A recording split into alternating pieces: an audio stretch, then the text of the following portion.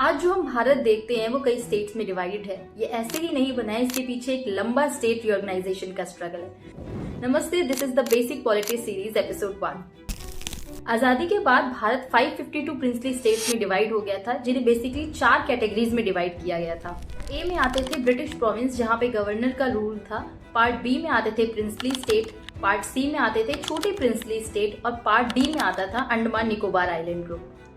लेकिन ये सिस्टम ज्यादा दिन तक चल नहीं सका। मेनली साउथ इंडिया से ये डिमांड आने लग गई कि जो स्टेट है वो लैंग्वेज के बेस पर बनना चाहिए।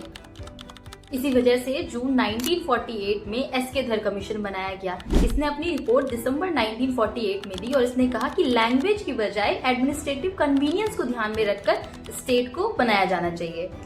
इसके फैसले के बाद लोगों को और गुस्सा आया। उनके गुस्से को शांत करने के लिए एक नई कमेटी दिसंबर 1948 में बनाई गई, जिसे कहा गया जेवीपी कमेटी, जिसमें जवाहरलाल नेहरू, पट्टाभी सीतारमैया और वल्लभ भाई पटेल शामिल थे। इस कमेटी ने अपनी रिपोर्ट 1949 में दी और इस कमेटी ने भी यही कहा कि लैंग्वेज के बेसिस पर स्टेट को नहीं बनाया जा सकता।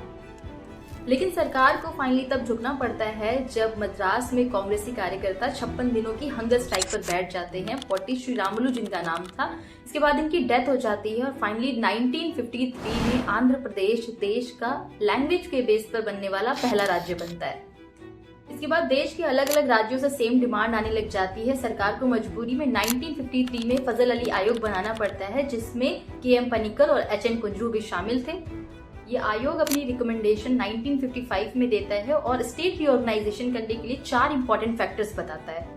हम लेन की निमोनिक से याद कर सकते हैं। एल मतलब लिंग्विस्टिक एंड कल्चरल यूनिटी होनी चाहिए, ए मतलब एडमिनिस्ट्रेटिव कॉन्टिन्यूटी होनी चाहिए, एन मतलब नेशनल कॉन्टिन्यूटी होनी चाहिए और ई मतलब इकोनॉमिक वायबिलिटी होनी चाहिए। इसके बाद 1956 में सरकार हमारा स्टेट रीऑर्गेनाइजेशन एक्ट लाती है, जिसके बाद बहुत सारे ऐसे स्टेट बनते हैं जिसका नक्शा आज हम अपने इस तरह के भारत में देख पाते हैं। इसी तरह पॉलिटी के डिफिकल्ट टॉपिक को इजी वे में समझने के लिए फॉलो कर लेना थिंक विद प्रियम को। थैंक यू सो मच, मिलते हैं नेक्स्ट वीडियो में। बाय।